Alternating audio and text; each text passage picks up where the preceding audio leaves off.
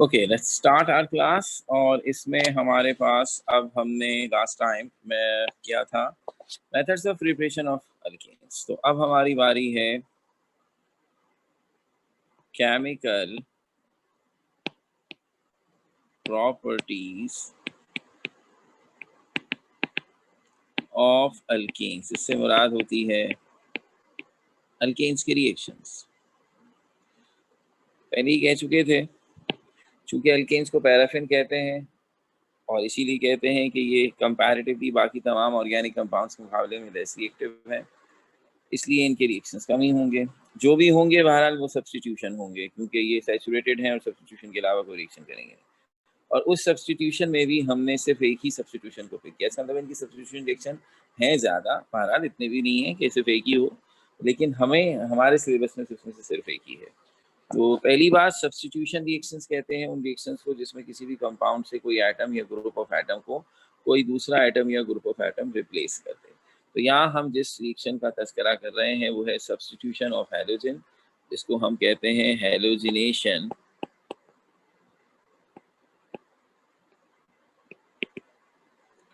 Of alkanes. Definition इस reaction की बनेगी कि reactions during which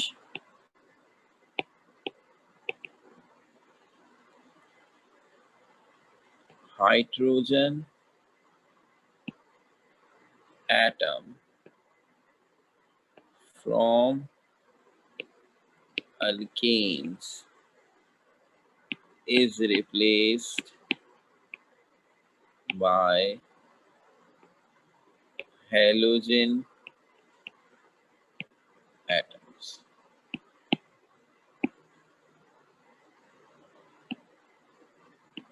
is called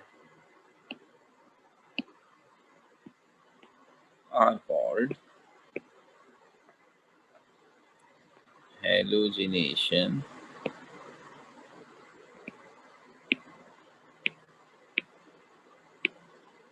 of alkanes। वो रिएक्शन जिसमें कोई भी अल्केन हाइड्रोजन अल्केन कोई भी हैलोजन अल्केन के किसी भी हाइड्रोजन को रिप्लेस कर दे। ऐसे तमाम रिएक्शंस की जनरल इक्वेशन ऐसे लिखी गई कि अगर आपके पास कोई भी अल्केन है और आपने उसका रिएक्शन किसी भी हैलोजन से करवाया, तो पहली बात, इस रिएक्शन की एक शर्त है और वो है सनलाइट। रोशनी में ये रिएक्शन होगा और हैलोजन हाइड्रोजन अल्केन से किसी एक हाइड्रोजन को हटाकर उसकी जगह लेंगे और वो हाइड्रोजन दूसरे हैलोजन के साथ मिलकर साइड प्रोडक्ट बनाएगा। तो इस तरह हमें इस रिएक्शन में अल्केन की मदद से अल्काइल हैलाइड्स हासिल होते हैं।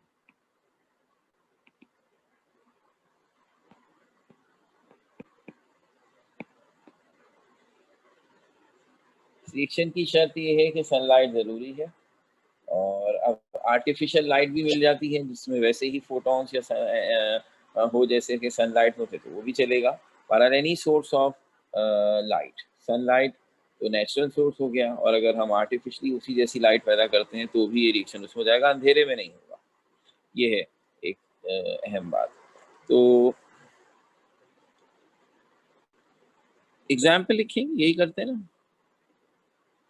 कौन सा अल्केन लिया जाए इस काम के लिए? मीथेन। कौन सा हैलोजन ले रहे हैं? Suppose chlorine. तो इस रिएक्शन का नाम इस मुनासिबत से हो जाएगा क्लोरीनेशन ऑफ मीथेन। अल्केन में मीथेन का नाम आ गया और हैलोजन की जगह क्लोरीन का नाम आ गया। तो ये तो अब अंडरस्टूड सी बात है कि अगर मैं जो भी अल्केन लूंगा मैं उसका नाम इस्तेमाल करूंगा, जो भी हैलोजन लूंगा उसका नाम इस्तेमाल करूंगा। तो ये क्लोरीनेशन ऑफ मीथेन हो गई। सनलाइट की ज़रूरत पड़ी। मीथेन में 4 हाइड्रोजन है, उनमें से कोई एक हाइड्रोजन रिप्लेस हुआ और उसकी जगह क्लोरीन लग गया। जो हाइड्रोजन यहाँ से हटा वो क्लोरीन मॉलिक्यूल में मौजूद दूसरे क्लोरीन के साथ मिलकर साइड प्रोडक्ट बना रहा है। इस तरह मीथेन से शुरू हुए और क्लोरोमीथेन बना गए।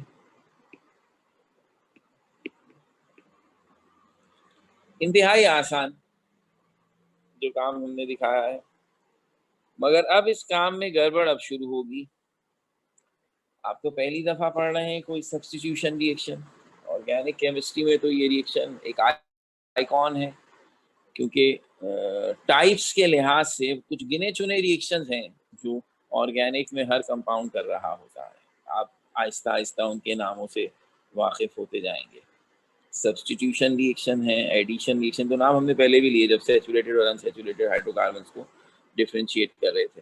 तो सब्स्टिट्यूशन रिएक्शंस हैं, एडिशन है, रिडक्शन है, ऑक्सीडेशन है, बस ये कुछ 3-4 नाम है, उन्हीं पे घूमते रहते हैं। तो सब्स्टिट्यूशन इसका मतलब है अल्केन भी, और भी सब्स्टिट्यूशन अल्केन भी करता है, और वैसे भी बहुत सारे ऑर्गेनिक कंपाउंड इसके अलावा भी ऐसे हैं जो ये सब्स्टिट्यूशन करते हैं। सब्स्टिट्यूशन रिएक्शन में होता यही था जैसा डेफिनेशन में तासुर दिया है और अब तक आपको नजर आ रहा है कि जो चीज़ सब्स्टिट्यूशन करने आती है वो अपने टारगेट कंपाउंड में से कोई एक एटम या एटम्स का ग्रुप हटाती है, उसी जगह अटैच होती है। अल्लाह अल्लाह खैर सल्ला, जैसे इस वक्त हो गया। लेकिन इसमें एक गड़बड़ क्या है जो अब हमें नजर आएगी कि ये रिएक्शन रुकता नहीं है। यानी क्लोरीन ने मीथेन से रिएक्शन करके क्लोरोमीथेन बना लिया, तो अब आप ये ना समझें कि सारे मीथेन से सिर्फ क्लोरोमीथेन बना और मामला खत्म। जी नहीं, एक बड़ा इंटरेस्टिंग काम यहाँ ऑब्जर्व ये होता है कि जैसे ही क्लोरोमीथेन बनता है वो भी रिएक्शन में इन्वॉल्व हो जाता है, और अब जो क्लोरीन ऑलरेडी मीथेन से रिएक्शन कर रही है वो अगर उसे मौका मिल गया तो वो क्लोरोमीथेन से भी रिएक्ट करेगी, सनलाइट मौजूद रहेगी, उसकी जरूरत है। और अब एक और हाइड्रोजन रिप्लेस, 4 हाइड्रोजन थे ना भाई मीथेन में, तो अभी तो सिर्फ एक ही रिप्लेस हुआ है, बाकी 3 तो आराम कर रहे हैं। तो उन 3 में से अब एक और रिप्लेस होगा, जब एक और रिप्लेस होगा तो बच जाएंगे 2, और अब एक और क्लोरीन अगर लग गया तो अब क्लोरीन हो जाएंगे 2, तो ये हो गया CH2Cl2 और HCl उसी तरह साइड प्रोडक्ट। ये कंपाउंड IUPAC नॉमेनक्लेचर के एतबार से डाइक्लोरोमीथेन। गोया हमने आपको ये बताने की कोशिश की है कि पिक्चर अभी बाकी है। मीथेन में 4 हाइड्रोजन हैं, एक थोड़ी हमारा सौतीला था कि बस वही रिप्लेस होगा, बल्कि हम यहाँ बता रहे हैं ऑल 4 हाइड्रोजन आर रिप्लेसेबल, और ये रिएक्शन उस वक्त तक कंटिन्यू रहेगा जब तक क्लोरीन एक एक करके सारे हाइड्रोजन मीथेन के रिप्लेस ना कर दे। आप रिएक्शन रोक दें, क्लोरीन देना बंद कर दें तो और बात है, अदरवाइज अगर क्लोरीन भी मौजूद रही तो जब तक वो पूरे मीथेन के सारे हाइड्रोजन नहीं हटाएगी उसे सुकून नहीं आएगा। इस तरह ये रिएक्शन एक चेन रिएक्शन की तरह होता है जिसमें एक एक करके अल्केन के सारे हाइड्रोजन रिप्लेस होते हैं। सो अगर ऐसा है तो हम आपके सामने तमाम पॉसिबल रिएक्शंस लिख देंगे अब जो मीथेन क्लोरीन से कर सकता है अगर क्लोरीन प्रोवाइड की जाती रहे, ठीक है ना। तो अब इस एतबार से पहला रिएक्शन तो नजर आ ही रहा है कि एक हाइड्रोजन हटा था, फिर दूसरा हाइड्रोजन हटा है, और अब ये काम आगे रहे चलेगा। और अब ये जो आपके पास डाइक्लोरोमीथेन आया है, अभी भी इसमें 2 हाइड्रोजन बाकी हैं, ये क्लोरीन से मिलेगा सनलाइट की मौजूदगी में, और तीसरा हाइड्रोजन रिप्लेस करेगा, और इस तरह जो प्रोडक्ट बनेगा वो CHCl3 होगा, जिसका IUPAC नेम है ट्राइक्लोरो मीथेन, और इसी का एक और जरा मशहूर सा नाम है और वो है क्लोरोफॉर्म। बेहोश करने के काम आता है, एनेस्थीसिया है क्लोरोफॉर्म। अच्छा, अभी भी बात पूरी नहीं हुई है, CHCl3 में स्टिल देयर इज 1 हाइड्रोजन, तो अब ये क्लोरीन फाइनली चौथी दफा आया और इसने आखिरी हाइड्रोजन भी रिप्लेस कर दिया। इस तरह जो फाइनल प्रोडक्ट बना वो है टेट्रा क्लोरोमीथेन। इस टेट्रा क्लोरोमीथेन का एक और मशहूर नाम है और वो है कार्बन टेट्राक्लोराइड।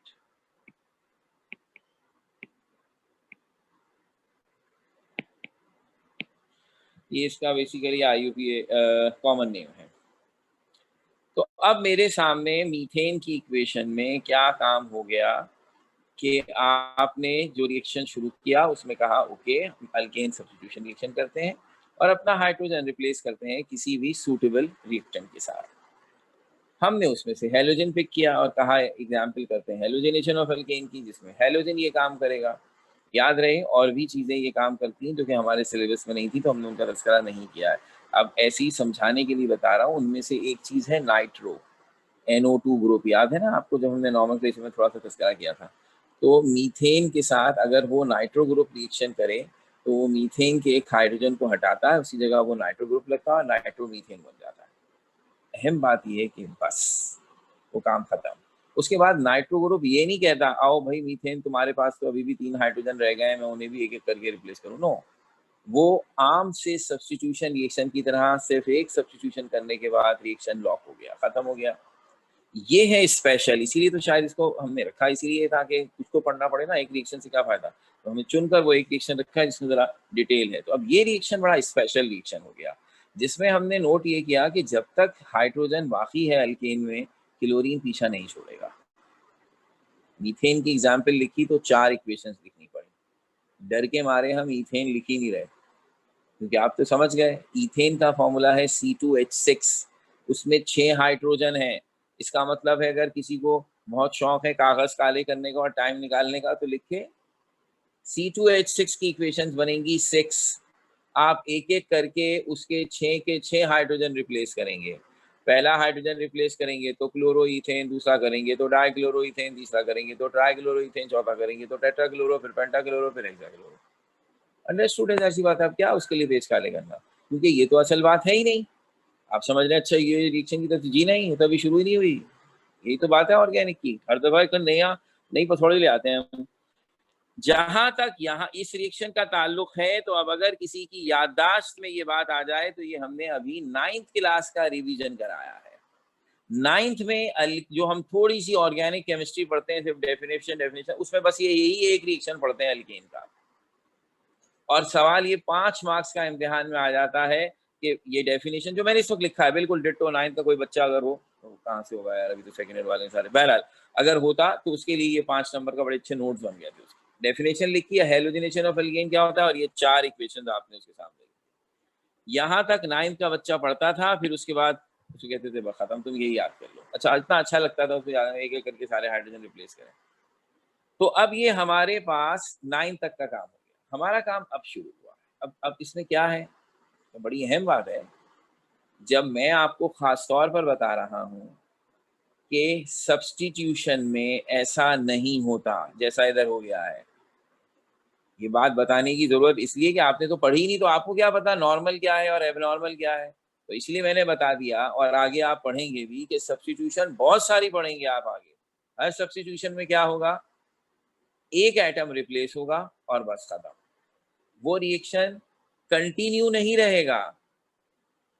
यही अल्केन बस हेलोजन के अलावा किसी और के साथ करवा दीजिए इसकी सब्स्टिट्यूशन, जैसे मैंने कहा नाइट्रेशन करा दीजिए इसकी, सिर्फ एक सब्स्टिट्यूशन होगा, एक हाइड्रोजन रिप्लेस होगा, वो ग्रुप जो भी है वो आकर अटैच होगा, खेल खत्म। या नहीं हुआ खेल खत्म, तो आपका हक बनता है ना पूछने का, क्यों ऐसा क्या है सर इस रिएक्शन में कि ये नहीं रुका।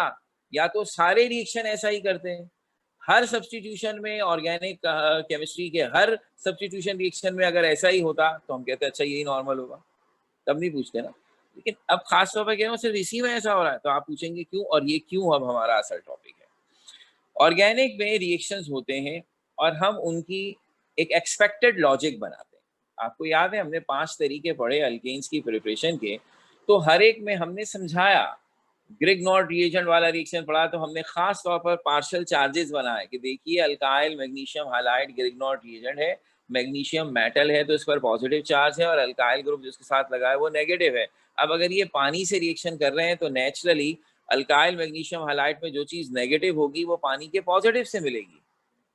लॉजिकल बात है ना, अकल मानती है। अगर मैं फर्स्ट कर लें उस रिएक्शन में कह देता नेगेटिव नेगेटिव से मिलता होगा, तो क्यों, वो तो नहीं था ना नॉर्मल।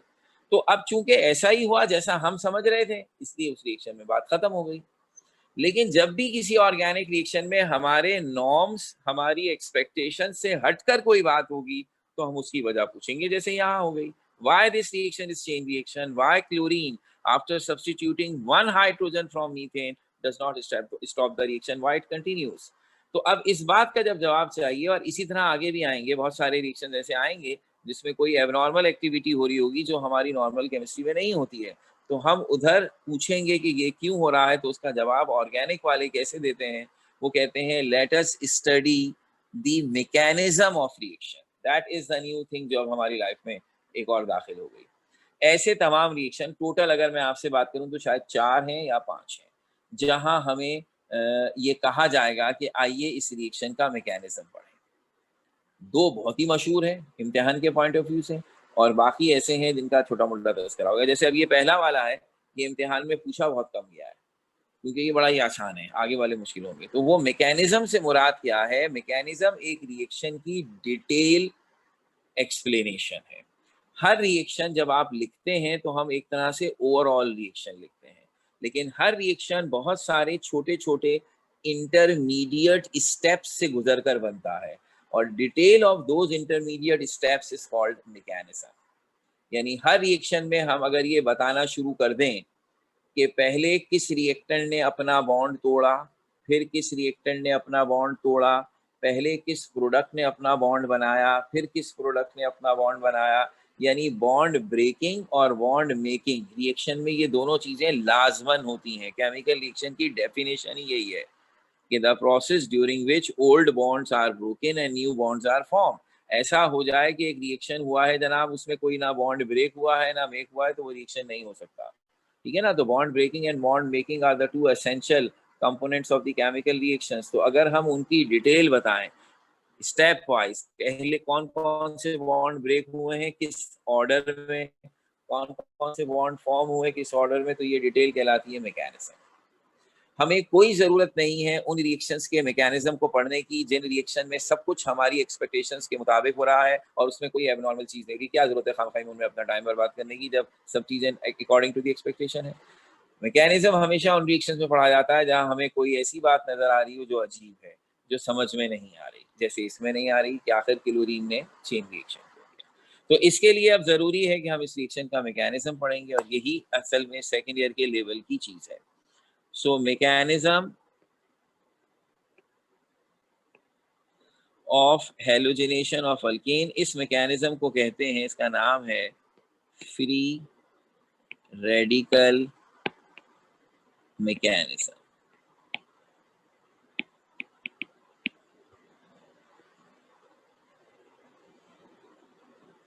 फ्री रेडिकल मैकेनिज्म क्या है?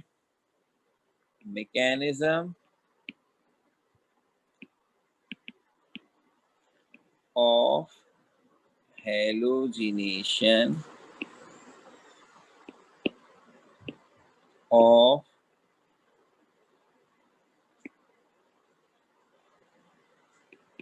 alkenes is called free radical mechanism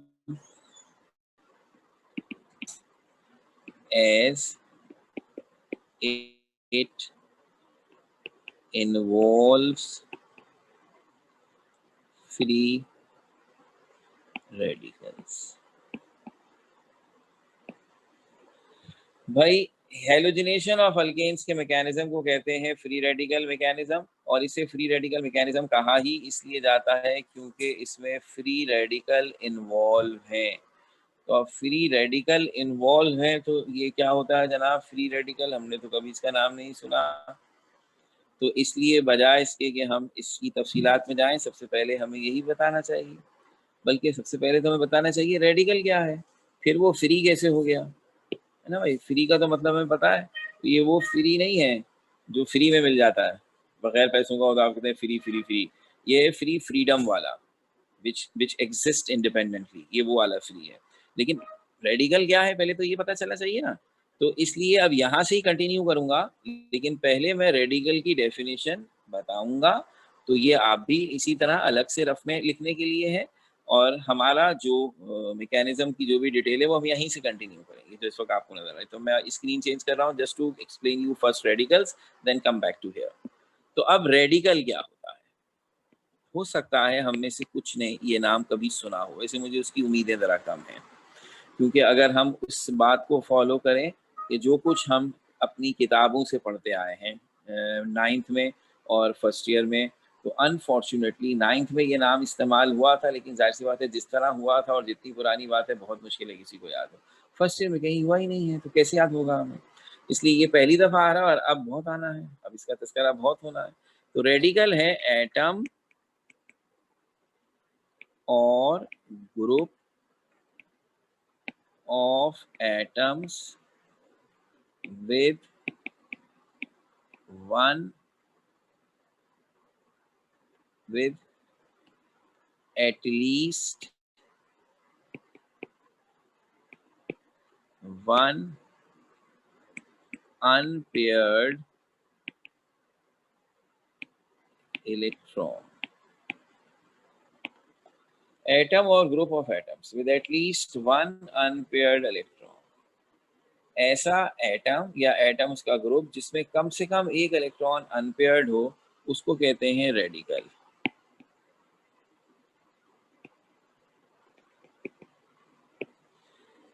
अच्छा भाई, ये क्या चीज़ है, क्या बात हुई? अब गौर से सुनिएगा भाई। जब अभी भी कहा आपसे कि जब भी केमिकल रिएक्शंस होते हैं तो पहले ओल्ड बॉन्ड टूटते हैं, फिर नए बॉन्ड्स बनते हैं। तो bond breaking is a normal thing in chemical reactions, ठीक है ना। अब अगर रिएक्शन में बॉन्ड ब्रेक होते हैं तो भाई in general, without going any exceptional cases, in general दो टाइप्स के बॉन्ड हैं जिनसे हमारा पाला पड़ता है नॉर्मली केमिस्ट्री में। एक आयनिक बॉन्ड, एक कोवेलेंट बॉन्ड। अब फर्ज कर लीजिए एक चीज आइंस मिलकर बनी है, यानी कैटाइंस और एनाइंस से मिलकर बनी है। तो जब ये अपना बॉन्ड ब्रेक करेगी तो क्या चीजें अलग हो जाएंगी? कैटाइन एक तरफ हो जाएगा, एनाइन एक तरफ हो जाएगा। ऐसे ही होगा ना भाई?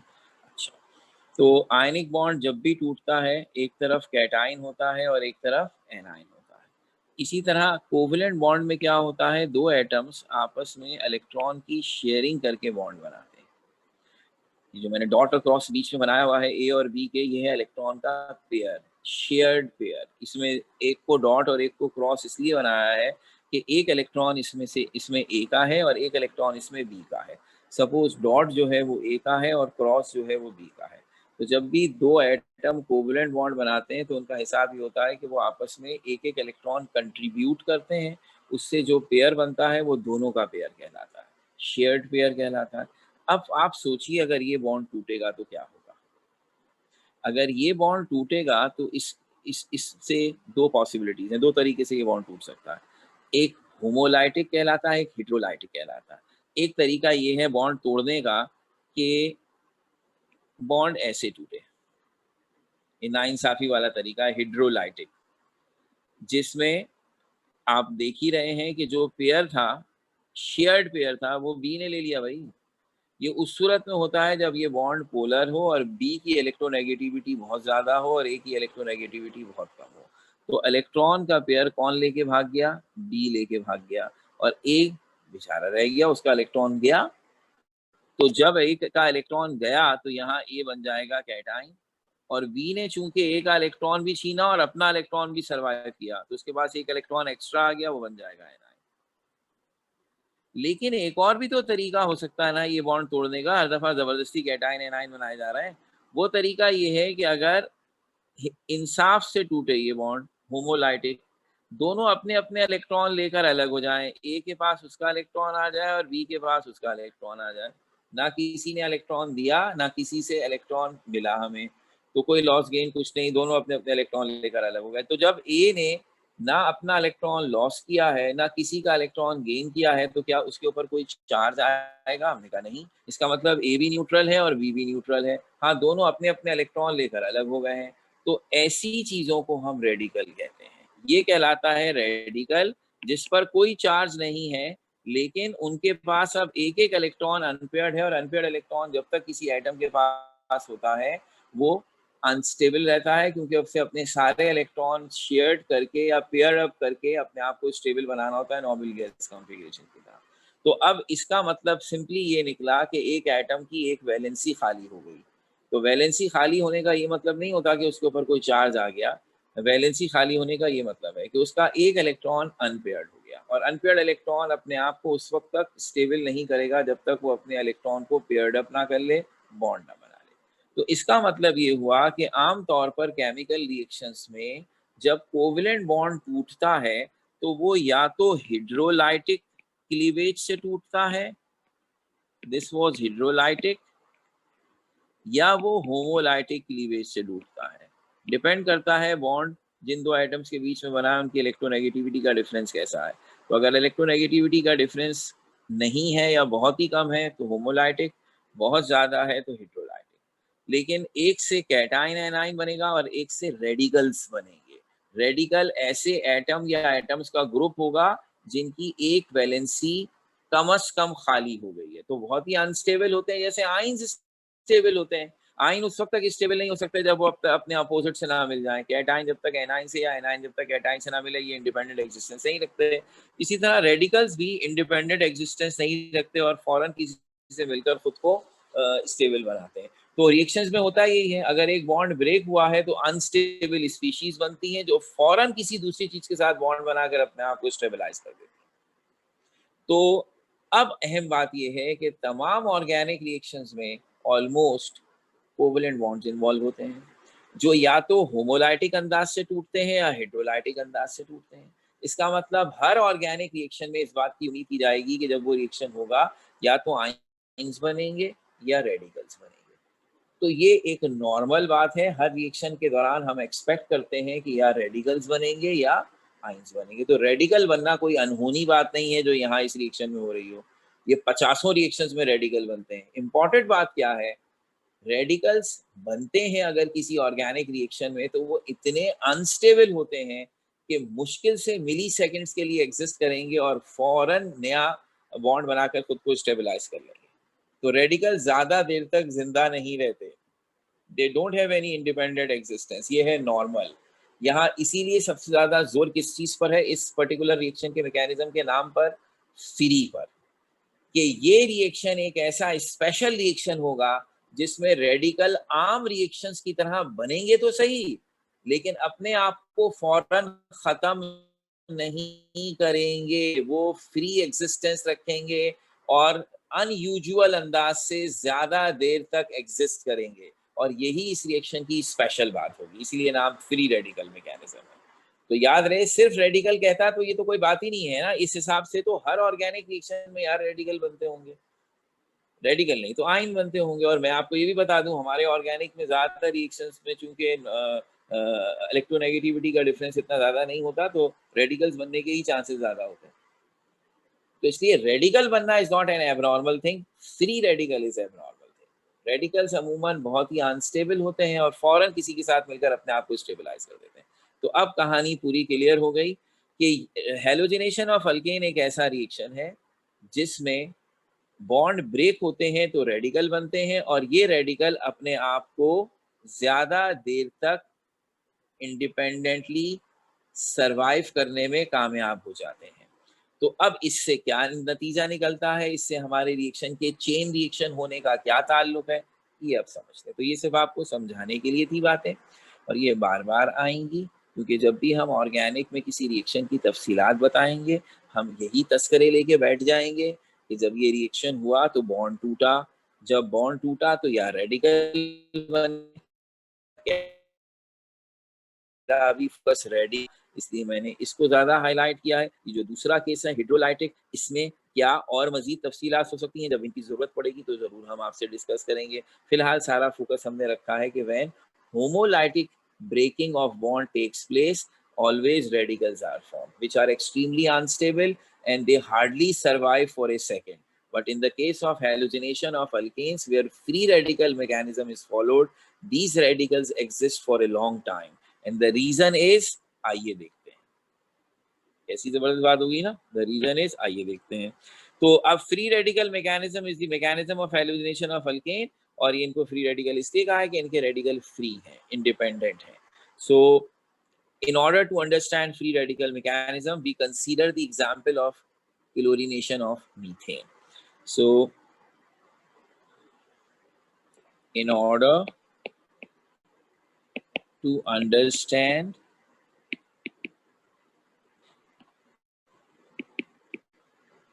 mechanism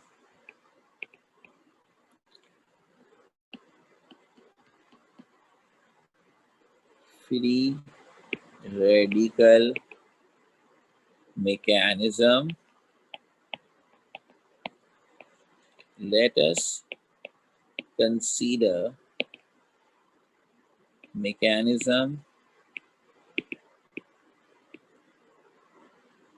of chlorination of methane। ठीक है, तो अब हो गया free radical mechanism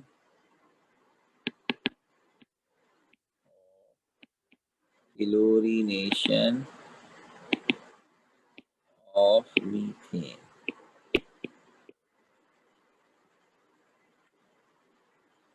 This mechanism consists of 3 steps। Her free radical mechanism के, चाहे वो क्लोरीनेशन ऑफ मीथेन का हो या किसी और रिएक्शन का, उसके 3 स्टेप्स होते हैं। उसमें 3 मरहले हैं जिनसे गुजरकर ये टाइप का रिएक्शन कंप्लीट होता है। स्टेप 1 को कहते हैं इनिशिएशन स्टेप। इनिशिएशन का लफ्ज निकला है इनिशियल से, इब्तिदाई मरहला। तो सबसे पहला स्टेप आपको ये बताने के लिए है कि आखिर इस रिएक्शन की इब्तिदा कैसे होती है। तो इस स्टेप में क्या होता है, in this step A molecule is split to form 2 free radicals।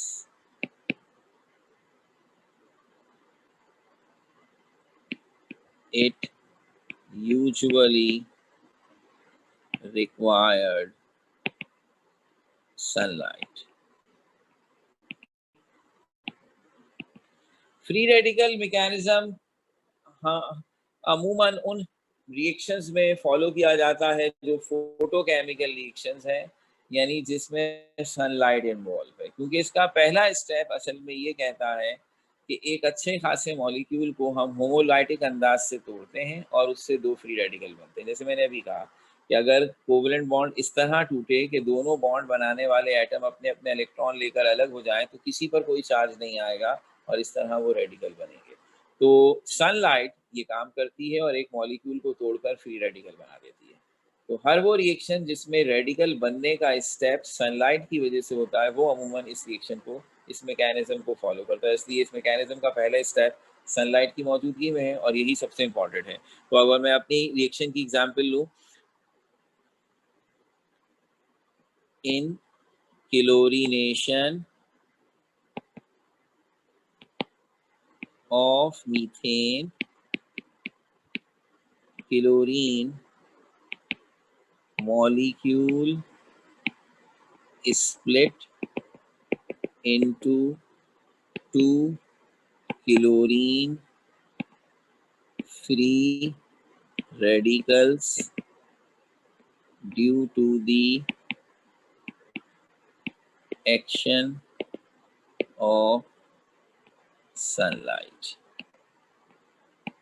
Chlorine और सारे हैलोजेंस जो हैं ये फोटोकेमिकल मॉलिक्यूल हैं, यानी जो सनलाइट में अपना बॉन्ड ब्रेक कर देते हैं। तो क्लोरीन, ब्रोमीन, फ्लोरीन, आयोडीन ये सब ऐसा ही करते हैं।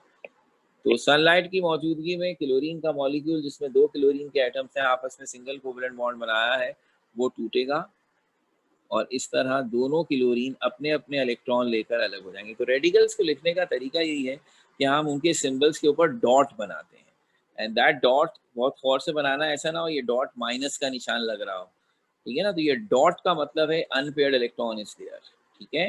तो क्लोरीन ने 2 एटम्स बनाए, दोनों में हमने डॉट शो करके बताने की कोशिश की है कि ये दोनों हैं क्लोरीन फ्री रेडिकल्स। तो रिएक्शन का आगाज हुआ है इस बात से कि 2 रेडिकल्स बन गए due to the action of sunlight. अच्छा, इसमें क्या स्पेशल बात है, तो हर रिएक्शन में शुरू इसी से होता होगा ना कोई तो मॉलिक्यूल टूटता होगा। तो याद रहे, नॉर्मल केमिकल रिएक्शंस में होता ये है कि 2 मॉलिक्यूल आपस में टकराते हैं, 2 अलग अलग सब्सटेंस के मॉलिक्यूल्स। फर्स्ट कर लें रिएक्शन ए और बी, 2 केमिकल्स के बीच में हो रहा है ना, तो दोनों के मॉलिक्यूल आपस में टकराते हैं और उस कोलिजन की वजह से दोनों के मॉलिक्यूल्स के बॉन्ड टूटते हैं, तो दोनों में दो दो रेडिकल बनते हैं और फिर वो अपने अपने पार्टनर्स एक्सचेंज करके नया बॉन्ड बना देते हैं, तो इधर टूटते हैं, इधर वो नया बॉन्ड बना लेते हैं। यहाँ सोलो फ्लाइट हुई है, दो रिएक्टेंट के मॉलिक्यूल्स टकराने से बॉन्ड नहीं टूटा है, अकेला मॉलिक्यूल था, सनलाइट का फोटोन टकरा है तो रेडिकल्स बन गए। अब ये रेडिकल क्या करेंगे? सर ये तो इंडिपेंडेंट नहीं रह सकते, अनस्टेबल है, फॉरन मिल जाए। मतलब किससे मिल जाए?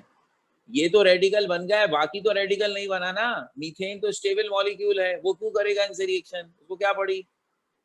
ये रेडिकल बने हैं ना, तो अब इनके पास क्या चांस है? दोनों आपस में मिल जाए फिर से, फिर क्लोरीन बना दे। सनलाइट जब तक मौजूद है आप ये करेंगे और फिर तोड़ देगी इनको।